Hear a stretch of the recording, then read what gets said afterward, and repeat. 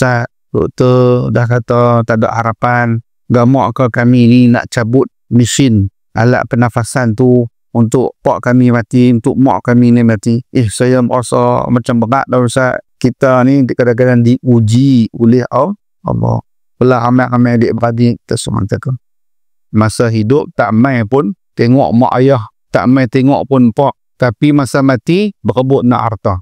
Walaupun dia memanglah dari sudut kita secara manusia ni fikir akal kita. Hang tak tahu pun rasa susah payah ayah. Hang bukan jaga ayah pun masa mati. Nah masa mati pun aku yang jaga. Kakak kita rasa tak patutlah.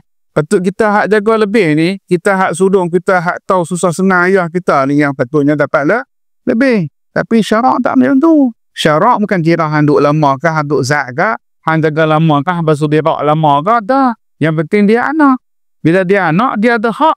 Sebab dia tak jaga pak dia batata ke pak dia, hak tu dia tanggunglah di akhirat nanti. Tapi benda tu tak menafikan, tak mengurangkan sikit pun bahagian dia. Kalau dia anak lelaki, sama dengan Pak Long. Saya simpan duit semua, padahal duit tu ada lagi kat saya. Patutnya duit tu kena beri. Saya tak percaya kali apa? Saya tak percaya, itu bukan isu kita. Saya tak percaya, itu hak dia, kena bagi. Satu Farouk ini jangan main-main. Kita ni kadang-kadang diuji oleh Allah. Belah ramai-ramai adik-beradik kita seorang jaga. Dah kita jaga ni pula adik-beradik list sampai di apa pun tak bagi. Tiba-tiba bila dah mati kita ni pakai mai tengok ni tamu haji raya ni kita pakai ni bagilah masjid. Kita waktu tu nak kata apa? Amboi, hampa tu masa hidup tak mai pun tengok mak ayah, tak mai tengok pun pak. Tapi masa mati berebut nak harta. Memang kita patut nak cakap lah betul. Tapi sebenarnya dari sudut hukum tak boleh tekak. Memang ada pada hak teh harta tu. Semua kita boleh kena ikhlas tu. Kalau kita ingat tu mak kita. Kalau kita ingat tu ayah kita. Masa dulu kita sakit, pernah ada ayah kita dibuka dompet. Tengok dia ada tak ada nak bawa kita pergi hospital. Dia bawa pergi hospital dulu. Duit ada tak ada belakang kira. Dia rawat kita dulu. Tapi hari ni bila mak kita sakit, anak-beranak tengok dompet dulu. Ada tak ada? Tak ada, tak biar kita buat risau sudah. Tu dia. Hari ni anak-anak kita hari ni. Saya pun tak tahu lah nak diuji macam mana kan. Tapi kalau harapnya bila kita dah berdepan dengan isu ni, kita kenalah terima. Itulah ketetapan yang Allah Ta'ala bagi kepada kita. Bismillah. Kadang sampai kadang ada orang tanya, Ustaz, doktor dah kata tak ada harapan. Gamak ke kami ni nak cabut mesin alat pernafasan tu untuk pak kami mati, untuk mak kami ni mati. Saya merasa macam berat dah Ustaz. Takut sebab saya pula ni pak saya mati, takut sebab saya pula mak saya ni mati. Apa yang dulu buat. Tapi kalau terus mesin tu di situ, kita tak teruk, pihak hospital tak mau. Tapi kalau nak terus pak hidup, beli mesin nasi, duduk di rumah, buka lah mesin tu 24 jam. Siapa nak bayar mesin tu? Aircon nak kena on 24 jam, mesin nak kena on 24 jam.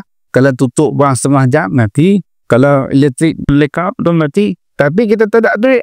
Macam mana nak buat waktu belah baki tu? Maka disitulah sebenarnya ujian terhadap anak-anak. Sebab tu saya pernah sebut juga di sini, antara doa yang kita kena doa pada mak ayah kita kalau masih ada, yang pertama minta mak ayah kita sihat. Ini pertama. Yang kedua, dah sihat panjang umur. Kalau tak sihat panjang umur susah. Sihat panjang umur. Dan yang ketiga, doa, ya Allah, jangan bagi sabut pada otak dah. Jangan bagi sabut. Jangan bagi dia tak tenteram. Fikir pasal kita. Fikir pasal dulu kita. Doa, ya Allah, hilangkan kekesulitan dia. Hilangkan keserabutan dia. Bagi dia tenang, ya Allah. Dan yang keempat, doa kepada dia supaya dia redha kita. Doa. Supaya dia redha kita. Apa-apa pun jadi kat kita, dia redha dulu. Dia mati duduk, kita mati duduk. Kita ada buat salah, apa kita tak buat salah, mesti ada salah zina. Tapi dia redha kita. Dan yang kelima, kita doa dia masuk syurga. Doa dia masuk syurga. Itu tanggungjawab kita sebagai seorang anak. Kalau ada lagi ibu dan ayah. Tapi kalau tak ada mak ayah, nak doa bagi sihat dia nak doa bagi macam mana dia ni panjang umur. Nak doa bagi macam mana dia tak sahabut. Dan nak macam mana nak bagi dia redha, dia pun dah mati. Kita doa Allah Ta'ala ampunkan dia dan masukkan dia ke dalam surga. Itulah yang kita boleh buat.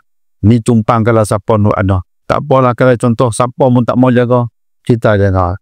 Itu mak kita. Siapa lagi? Dan dia adalah menjadi asbab utama kita ni ada dan boleh menikmati nikmat yang ada pada ham ini. Wallahu a'lam bissawab. Sekadar itulah yang saya boleh sampaikan. InsyaAllah tuan-tuan dan puan-puan yang dirahmati oleh Allah, kita teruskan lagi kita punya usaha kita untuk mendapatkan dana wakaf yang banyak untuk pembelian tanah, dan insyaAllah mungkin seawal minggu depan kita akan mula menandatangan SMP untuk pembelian tanah yang ni lah di depan kita ni, yang seluas 1.0441 ekar. Tolong doakan, dan kalau ada di sana kenalan-kenalan yang mungkin ada menyimpan harta-harta yang subhah ataupun harta-harta yang tidak diuruskan, kita boleh berbincang bagaimana untuk memanfaatkan untuk ummah. Kadang-kadang mungkin dia pun tak tahu macam mana nak buat urusan bagi ada dana-dana yang tertentu yang tak patuh syariah ni, yang mungkin kita boleh manfaatkan untuk kebaikan umat Islam. Kalau harta kita sedang dalam baitul mal, dalam amanah raya, amanah rakyat ke, berbilion. Kenapa ada yang tak dituntut, ada yang tak dipindah milik.